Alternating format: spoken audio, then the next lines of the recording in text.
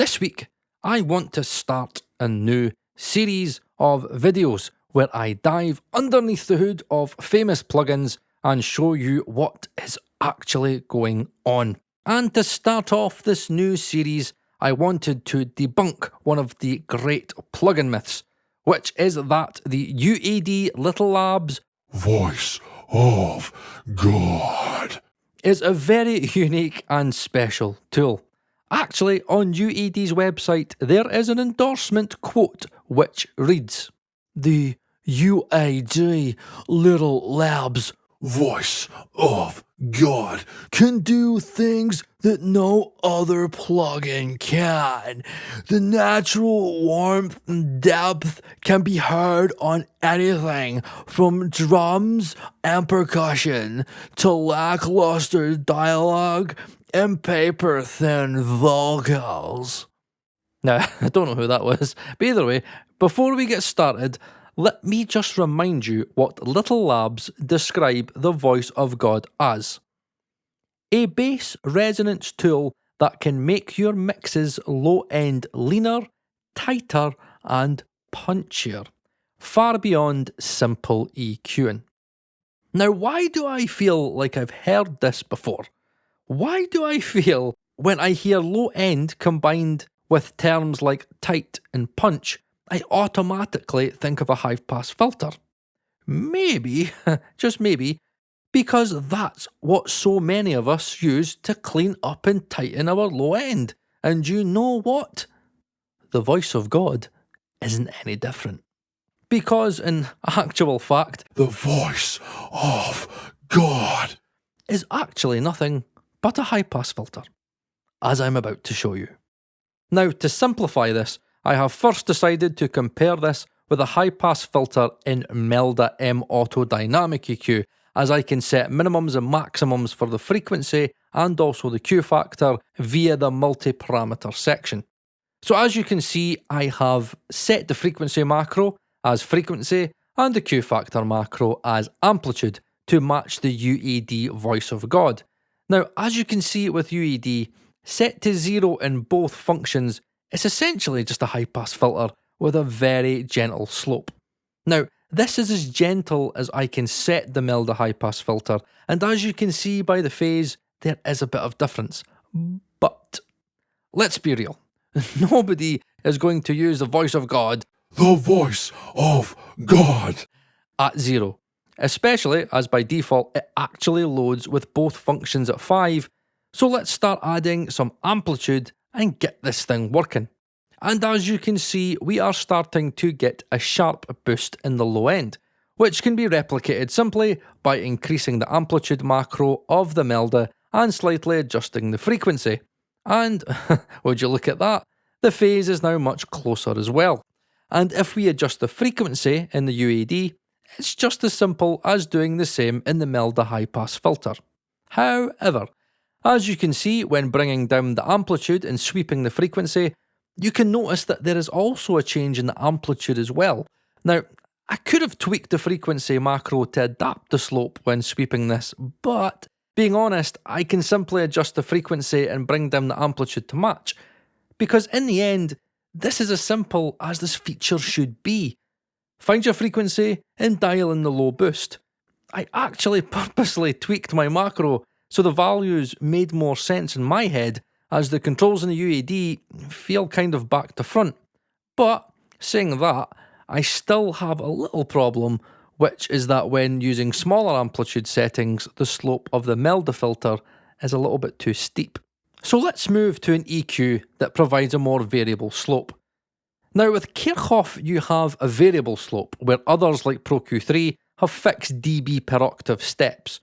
Now as you can see, I can get close at more of a default setting, and at even lower amplitude settings, all I've got to do is change the frequency and Q factor. And I can get closer than the Melda mautudynamic EQ filter, and this includes the phase as well. Now, just to show you how the filter is being changed via the frequency function, look at what it does when the amplitude is at 0 in the plugin. It's just adapting the slope of the plugin. I can prove that by doing the same with the slope of the Kirchhoff, and I get very close results. So while UAD's frequency function has a nice little slope adjustment, it's still nothing that couldn't be matched with the same functions of a digital high-pass filter, albeit take an extra few seconds, but it's nothing big. And for anybody screaming, But it's an analog emulation. It'll have non-linearities. actually, nope. There are no harmonics, just some inaudible noise.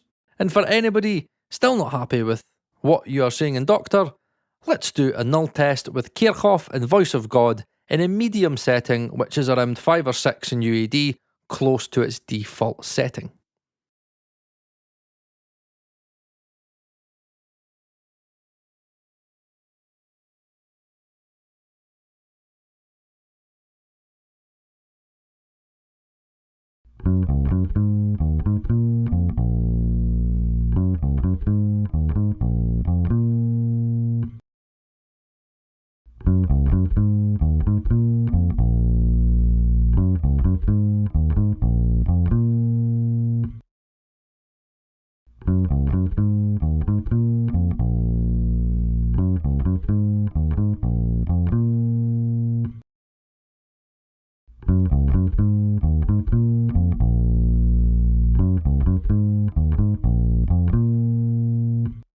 And there you have it, a very strong null with no part of the signal creeping past minus 70 dB full scale. Now let's change span to minus 90 dBFS so you can see things a little bit better, and still there's not really anything audible, and you'll find the odd bass partial creeping in about minus 75 dBFS max. But that's not going to cause any real audible difference. And just to prove that, here is a blind test, and I'll let you tell me which is which in the comments.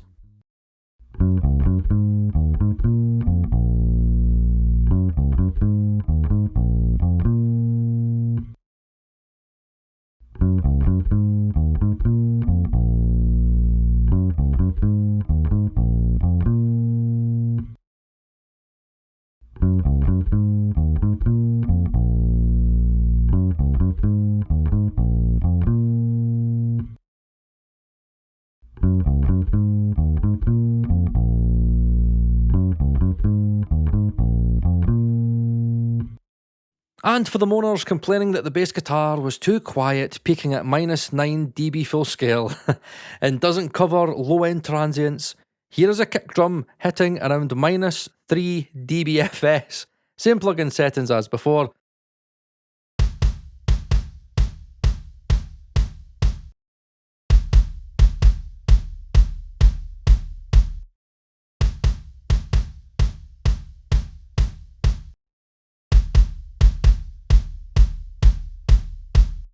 As you can see, the null still has no part of the signal going over minus 70 dB full scale.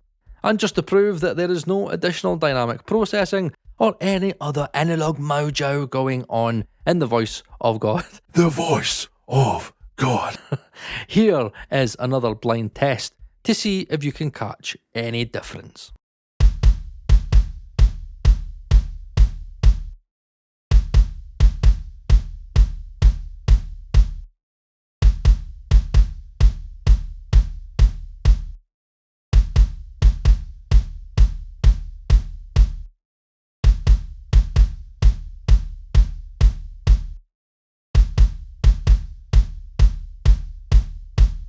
Look, all I want you all to take away from this video is this.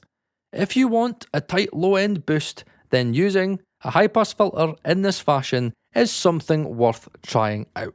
The Little Labs 500 series analog unit makes sense in the analog domain, as not many analog units have the ability to adapt their high-pass filters like this. But in the digital domain, in my eyes anyway, it's a massive waste of cash to splurge, even if it's on sale right now for $74. Now, I'm not saying that The voice of God. it's the last time I'm going to do it. It's completely useless. If you own it, then it'll do that effect quite nicely. But at the same time, it is quite a common low-end trick. I actually think I heard Warren Hewitt talking about it last week when he was discussing how many SSL guys would cut the low end with a high pass and boost at the same frequency. It's a commonly used trick, and it's something that if you didn't know, then you know now. So experiment with it. Get a digital EQ out and play about with slopes and cues, and hopefully it may work for you on the odd source when you want to add a certain kind of low end. And that's where I'll leave this video. Hopefully you've learned something. And if you did, pop a like on the video. If I've potentially saved you some dosh, then think about donating a super thanks to help support the channel. And if you want to see more videos like this, then consider subscribing, and I'll see you again next week.